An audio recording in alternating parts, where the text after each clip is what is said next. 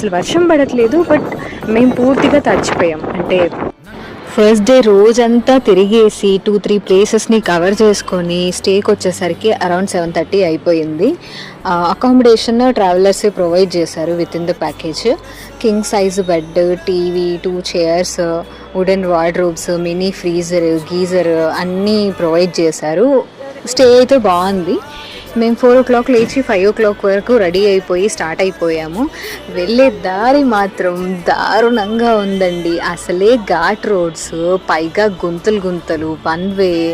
అసలు sensitive people అయితే అసలు తట్టుకోలేరేమో.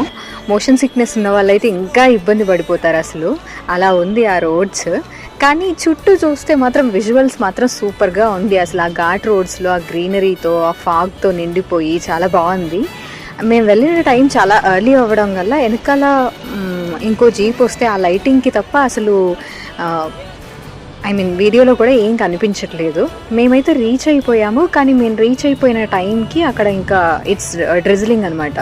6:30కి అలా రీచ్ అయిపోయాము, 6:15, 6:30కి. బట్ జీప్లోంచి బయటకు రాకుండా ఇంకా అలాగే ఉండి కాసేపు వెయిట్ చేసాము. మేము వెళ్ళిన పాయింట్ నుంచి ఇంకా పైకి వెళ్ళాలన్నమాట, పైకి నడుచుకుంటూ వెళ్ళాలి.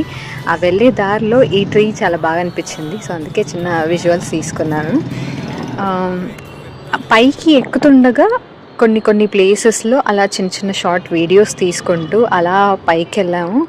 పైకి వెళ్ళిన తర్వాత మాత్రం ఆ వ్యూ అయితే అద్దరిపోయిందండి. అసలు నువ్వు ఎంత తోపు కెమెరా ఫోన్ తీసుకురా, లేదంటే డైరెక్ట్ కెమెరాతోనే షూట్ చేసుకో, బట్ స్టిల్ ఆ విజువల్ మాత్రం పర్ఫెక్ట్గా అయితే క్యాప్చర్ చేయలేము. అది ఎక్స్పీరియన్స్ చేయాలంతే. ఇంకా అసలు వర్షం పడట్లేదు, బట్ మేము పూర్తిగా తడిచిపోయాము. అంటే రెయిన్ కోట్స్ క్యారీ చేసినా కూడా ఫొటోస్ దిగడం కోసం తీసామన్నమాట. సో ఫుల్గా తడిచిపోయాము. అలా ఉంటుంది వెదర్, ఆ మొత్తం ఫాగ్ కమ్మేసి అలా ఉంటుందన్నమాట.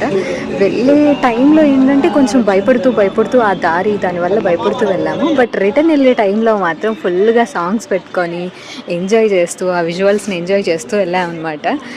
సేమ్ రోడ్, బట్ రిటర్న్ వస్తున్నప్పుడు మాత్రం అంతగా భయపడలేదు. ఈ జీప్ రైడ్ అయితే అడ్వెంచరస్, లైఫ్లో మర్చిపోలేము. ఆ పీక్ పాయింట్ విజువల్స్ కూడా ఒకసారి ఎక్స్పీరియన్స్ చేయాల్సింది అంతే.